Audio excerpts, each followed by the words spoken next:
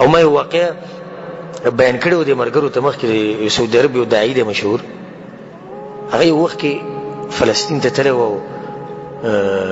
دا کوم سامانونه چې تقسیموي د سعودي عرب د طرف نه والله دوی له ښه طاقت ورکړي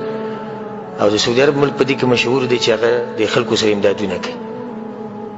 نو دا امداد یې ولېږه د شیخ ورسره لاړ او دا واقعه شیخ په خپل بیان کې ذکر کړی وایي چې کله هلته لاړم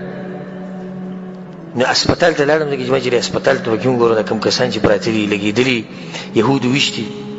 نو ما ته پکې چا وایي چې په دې کمرې کې شیخ یو زنانه دغه لیونۍ شوې ده ولې لیونۍ شوې ده وایي د دې خاوند یې وجلی دی او یو لور یې وه هغه لور سره یې وله زنا کړې وه په روډ کې او بیا یې وجلې وه او زوی یې وړوکی هغه زوی څه وخته پورې دې ښځې په کوشش وکړو هغه به مقابله کوله خو بیا هغه زوی ولم هغوی قتل کړی نو د هغې نه بعد د زنانه چې دا کوکه شي نو هغه وایي که ما له اجازه ته راکړې زه ورسره لږ میلاو شم هغه ته بلکل شیخ ته تلی شي وایي زه چې کله دې کمرې ته ورغلم او دا اور ما وټکو اور ما ته کوره وکړه نرسي نو زه د نورم چې زه د نورم وایي ښځه داسې ناست وه بد حال ده ویښته بې له پاسه پراته دي وایي ما ته وایي چې ته عمر بن خطاب یې سره وایي زه حیران کړم چې غلی ودرېد عمر بن خطاب چې دې ما سره څه دغه زه عمر بن خطاب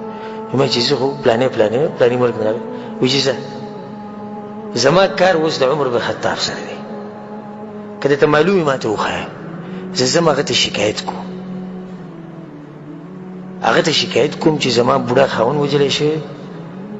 زما د پیغلې لور سره چې دی زنا شوې ده او وجلی شوې ده زما وړوکی ماشوم زوی چې دی هغه وجلی شوی که هغه درته معلوم وي نو ما لې راوله یا ما پسې بوځه او که ته نه یې نو ځه شیخ وایي چې ما د عمر بن خطاب نوم واورېد نو زما دا سر په دې سینه کې دننه تو کوم ځای ته زه دا سر بوځم تا کوم ځای کې زه هغه له بوځم زه واپس راووتم څو پورې چې په امت کې داسې خلک